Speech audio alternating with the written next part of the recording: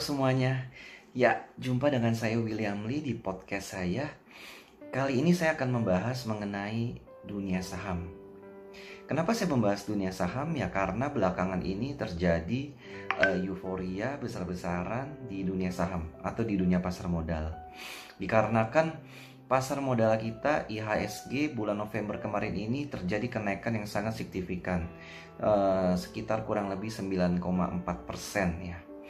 Ya, hal yang sebenarnya jarang terjadi, apalagi sebelumnya ini IHSG kita sempat crash.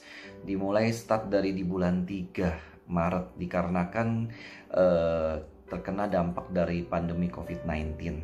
Dan bukan saja IHSG saja, tapi seluruh pasar-pasar modal di seluruh dunia seperti di Amerika, Dow Jones, dan di Eropa, dan juga pasar modal di Asia, Jepang, Nikkei, Hang Seng, semuanya crash dikarenakan pandemi COVID-19 yang melanda. Nah, tapi start dari bulan November kemarin ini sudah terjadi titik balik atau reversal kebangkitan dari dunia pasar modal di seluruh dunia, termasuk di IHSG. Mungkin saya tidak perlu menjelaskan panjang lebar ya apa yang menyebabkan kenaikan bla bla segala macam, karena untuk teman-teman yang baru mulai dengar atau baru mulai mau masuk ke pasar modal akan pusing juga. Jadi kita akan langsung masuk, apa itu saham? Ya, saham itu adalah tanda penyertaan modal seseorang atau suatu badan di dalam suatu perseroan terbatas. Nah, saham ini diperjualbelikan, dan diperjualbelikan itu di Bursa Efek Indonesia. Nah, saham-saham dari perusahaan-perusahaan yang sudah go public, ya hanya yang sudah go public saja yang diperjualbelikan di Bursa Efek Indonesia. Contohnya seperti perusahaan-perusahaan besar ya, kalau di banking itu leadernya itu seperti Bank BCA atau Bank Mandiri, BUMN atau Bank BNI, BBRI. Nah, itu salah satu contoh-contoh dari perusahaan-perusahaan besar yang sudah go public dan yang sahamnya bisa kita beli di Bursa Efek Indonesia. Nah, apa itu saham? Ya tadi seperti yang saya sudah jelaskan, tanda penyertaan modal, kepemilikan seseorang atau badan di dalam suatu perusahaan. Dan bagaimana cara kita membeli saham? Nah, cara membeli saham kita bisa membeli di Bursa Efek Indonesia. Bursa Efek Indonesia itu sendiri adalah wadah dari transaksi jual beli saham atas perusahaan-perusahaan yang sudah go public. Yang ketiga, pertanyaannya, apa keuntungan yang kita bisa dapatkan dari investasi saham? Keuntungan yang kita bisa dapatkan dari investasi saham adalah selisih dari harga beli dan harga jual atas saham yang kita miliki.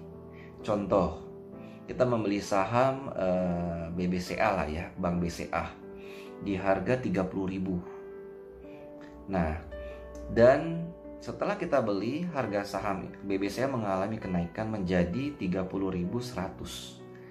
Nah, 100 rupiah lah itu keuntungan kita atau capital gain kita. Nah, capital gain itu akan terrealisasi apabila kita menjual saham BBCA kita tersebut.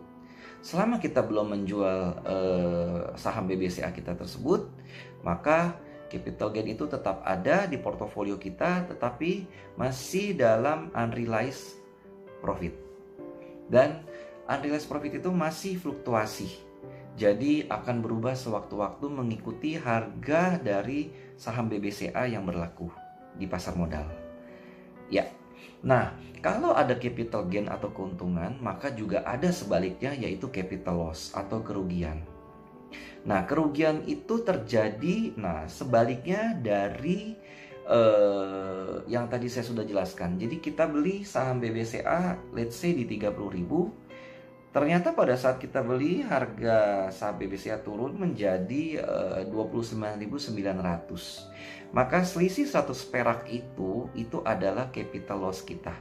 Dan sama halnya seperti capital gain, selama kita masih memiliki saham itu dan kita belum jual, maka itu masih disebut dengan unrealized loss. Oke? Nah, lalu yang keempat adalah bagaimana cara kita melakukan penjualan atau pembelian saham. Nah, kita dapat melakukan penjualan atau pembelian saham dengan mendaftarkan account di perusahaan sekuritas yang terdaftar di Bursa Efek Indonesia atau yang diotorisasi oleh OJK. Nah, pada saat kita mendaftar, kita harus membuka rekening bank yang terafiliasi dengan perusahaan tersebut, perusahaan sekuritas tersebut. Dan yang kedua, kita harus memiliki RDN atau rekening dana nasabah di salah satu bank yang sama terafiliasi juga dengan perusahaan sekuritas tersebut. Setelah kita sudah memiliki rekening dan kita juga sudah memiliki account number, nah baru kita bisa melakukan transaksi. Tentunya kita setor modal dulu, setor deposit dulu ya. Baru kita bisa melakukan transaksi jual beli di pasar saham. Nah, kenapa pasar saham saat ini menjadi primadona? Karena memang tidak bisa kita pungkiri, investasi saham itu adalah salah satu investasi yang sangat menguntungkan dibanding dengan investasi yang lain, seperti investasi dalam emas, logam mulia, atau deposito di bank, atau surat-surat berharga, atau ya seperti forex juga. Nah, investasi di saham itu adalah salah satu investasi yang paling menguntungkan dan memberikan timbal balik dalam persentase yang lebih tinggi daripada investasi-investasi yang lain yang tadi saya sebutkan. Nah, dengan persentasi keuntungan yang tinggi pun, kita tidak bisa memungkiri persentase kerugian pun juga lebih tinggi dibanding dengan investasi-investasi yang lain. Tapi saya tidak setuju sekali kalau dibilang main saham itu adalah gambling. Main saham itu gambling kalau Anda masuk ke dalam dunia saham dengan tidak mempelajari dulu trading itu seperti apa, dengan tidak mempelajari dulu analisa-analisa mengenai pergerakan saham itu sendiri. Nah, itu gambling.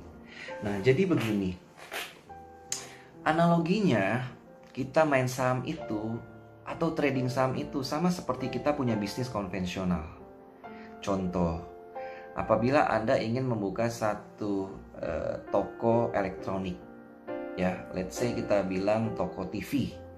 Nah, Anda punya modal, Anda punya pemasok, dan yang terakhir syaratnya Anda harus punya customer. Oke? Nah, modal saja tidak cukup. Pada saat Anda ingin membeli barang dari si pemasok, tentunya pasti Anda akan mempelajari dulu barang-barang apa, seri-serinya apa, tipe-tipe apa TV yang saat ini sedang laku, yang saat ini sedang in, yang saat ini sedang laris di pasaran. Betul bukan? Tidak mungkin Anda langsung telepon ke pemasok, saya mau TV, dan si distributor akan tanya, Bapak mau TV apa? Saya nggak tahu, yang penting TV aja. Nah, mungkin kan seperti itu. Nah, pasti Anda mempelajari dulu. Oh, saat ini LED yang lagi laris di market itu apa ya? LED yang lagi paling laku itu yang fiturnya seperti apa, ya kan? Ada keunggulan-keunggulannya seperti apa. Bahkan bukan itu saja, Anda pasti juga membandingkan dengan merek yang satu, merek yang lain, mana keunggulannya, kekurangannya, dan dari segi harga juga. Itu menjadi salah satu syarat yang memang harus Anda kuasai terlebih dahulu. Nah, sama juga di dalam dunia saham. Sebelum Anda masuk ke dalam dunia saham, sebelum Anda membeli suatu saham, tentunya Anda harus melakukan analisa terlebih dahulu. Ya kan? Karena begitu banyak ratusan perusahaan-perusahaan yang listing di dalam pasar modal. Nah, apa alasan Anda memilih si saham A, seumpamanya? Apa alasan Anda memilih saham B? Nah, berarti Anda harus kuasai dulu analisa-analisa saham yang Anda ingin pilih, sehingga yang bisa membuat Anda memutuskan, oh, saya ingin buy saham ini. Dan analisa itu pun juga tidak berhenti pada saat Anda buy. Setelah Anda sudah buy di harga yang Anda sudah tentukan, Anda juga harus menganalisa, di harga berapa saya akan jual. Di harga berapa seandainya harga tersebut turun, saya akan jual dalam kondisi loss, untuk meminimalisasi floating loss yang akan terjadi. Nah, di poin ini, jadi saham itu sendiri, trading saham itu sendiri sama juga seperti Anda trading bisnis-bisnis konvensional, analogi yang seperti tadi saya sudah jelaskan. Betul bukan? Nah, setelah Anda sudah mengerti mengenai saham atau barang elektronik tadi yang saya sebutkan itu, Anda baru melakukan pembelian kepada distributor pemasok. Betul? Setelah barang tiba, Anda mulai pasarkan di toko Anda, dan customer datang, Anda mulai tawarkan, terjadilah transaksi penawaran terlebih dahulu sebelum terjadi transaksi penjualan. Nah, seumpama Anda jual TV di harga 10 juta LED, lalu si calon pembeli akan melakukan penawaran, boleh nggak Pak, harganya berapa netnya? Ya kayak engko-engko di Mangga 2 lah ya, cinci di Mangga 2 nawarnya, boleh nggak 9.500.000, ya kan? Nah, Anda pikir, ini barang baru, barang masih in nih di pasaran, atau hanya beberapa toko saja yang punya barang ini di harga ini, saya nggak mau jual dulu saya akan hold dulu. Oh maaf Ci, harganya tetap di 10 juta. Kalau maupun juga saya hanya potong 100.000, 9,9 juta. Akhirnya si Inci biasanya keliling dulu, shopping around dulu di tempat lain. Oke deh kok, kalau nggak bisa ya sudah, tidak apa-apa. Nah, oke. Akhirnya tidak terjadi transaksi karena tidak ada kesepakatan dalam harga. Nah, selanjutnya waktu berlalu 1 minggu, 2 minggu, lah kenapa barang saya nggak laku-laku? Iya kan? Nah, mulai ada tanda tanya, mulai ada kegelisahan. Waduh, apalagi barang elektronik itu kan seperti handphone ya, makin lama harga akan makin turun karena teknologi yang baru akan keluar. Nah, akhirnya Anda mulai berpikir keras, wah kalau begini uang saya akan mati di barang dan cash flow akan terganggu. Akhirnya ya sudahlah, saya beri harga diskon. Oke, diskon. Jadi yang sebelumnya 10 juta, nah Anda berpikir, aduh coba si Inci itu balik lagi 9,5 juta saya akan jual, karena mungkin masih masuk di harga modal. Nah, Anda diskon sampai 9,5. Nah, singkat cerita, di 9,5 juta akhirnya ada pembeli datang dan lakulah barang Anda. Nah, sama seperti di dunia saham juga seperti itu. Nanti Anda akan menemukan namanya harga bid dengan harga over. Nah, harga over itu adalah harga yang Anda inginkan pada saat Anda menjual saham Anda. Nah, tetapi dengan catatan harga over itu baru terjadi transaksi jual beli kalau ada pembeli yang sepakat dengan harga yang Anda tawarkan. Jikalau Anda pasang harga di harga over seperti tadi, di TV yang Anda inginkan di harga 10 juta. Nah, selama tidak ada pembeli yang setuju dengan harga tersebut, maka saham Anda masih akan tetap antri. Oke? Nah, kalau Anda mau jual, Anda sudah simpan ini saham, aduh kok ini saham harga masih nggak naik-naik, saya pasang di harga let's say seperti tadi itu TV 10 juta tapi tidak ada pembeli, udahlah saya diskon aja lah biar saya bisa cukup di harga segini, keuntungan segini. Nah, Anda bisa langsung jual di harga bid. Nah, kalau di harga bid langsung ready karena sudah banyak para calon-calon pembeli saham yang memang sudah antri di harga tersebut. Nah, jadi Anda pasang harga di 9,5 juta dan akhirnya saham Anda laku, Anda bisa gunakan untuk trading di saham yang lain. Nah, kira-kira seperti itu analogi singkatnya. Ya.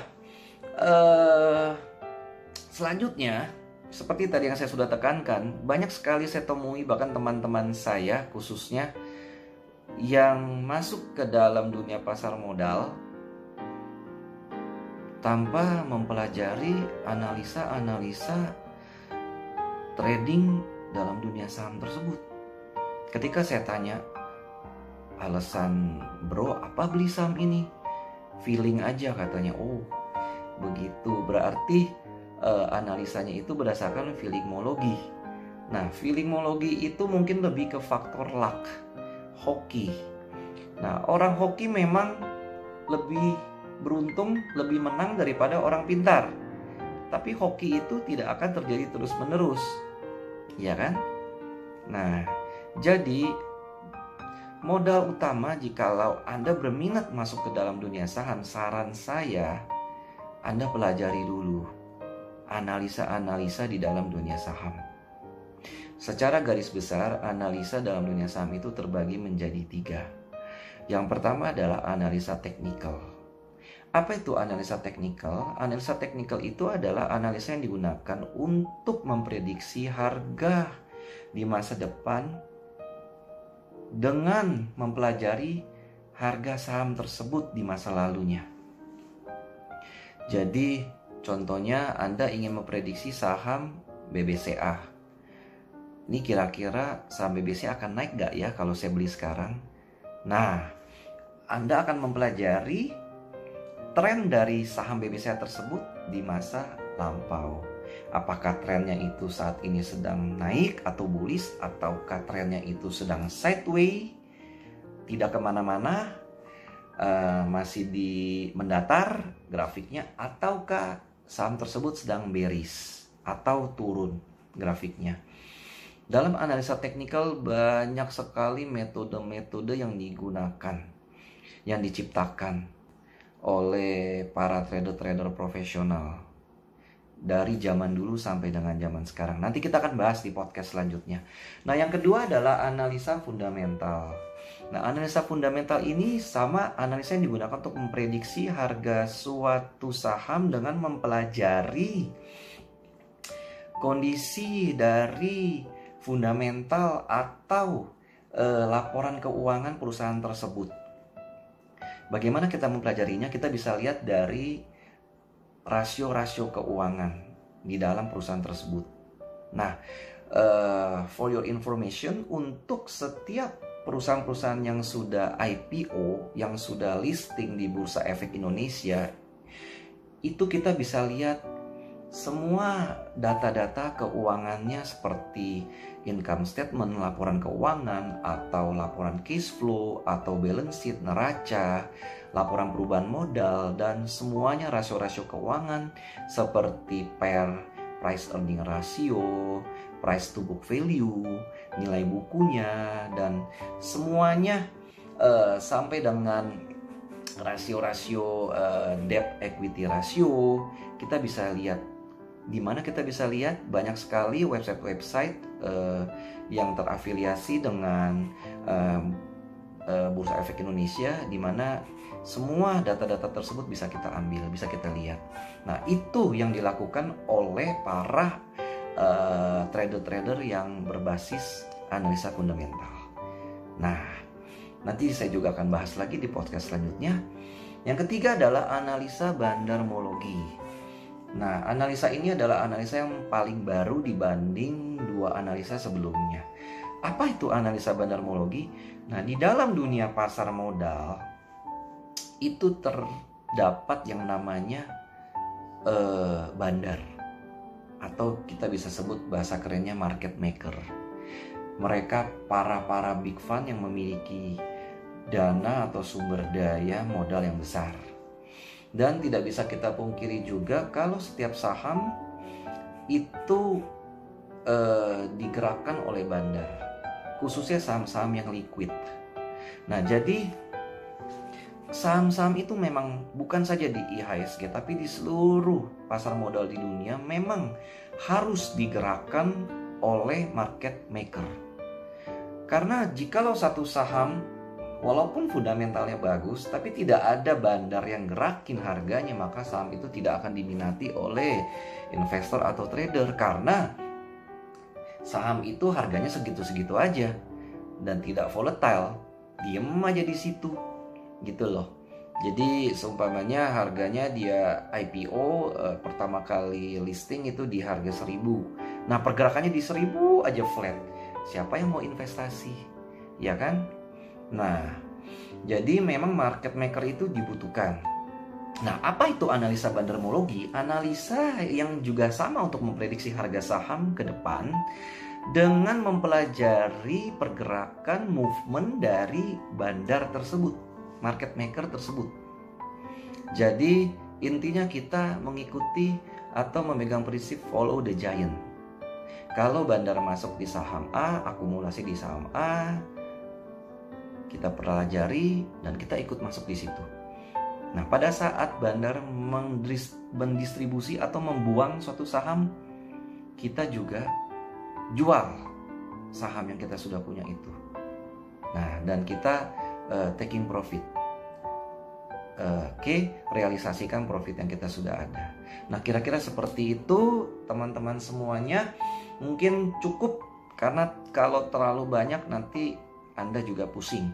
Nah, kira-kira ya itulah informasi yang paling mendasar yang Anda harus tahu sebelumnya mengenai dunia saham.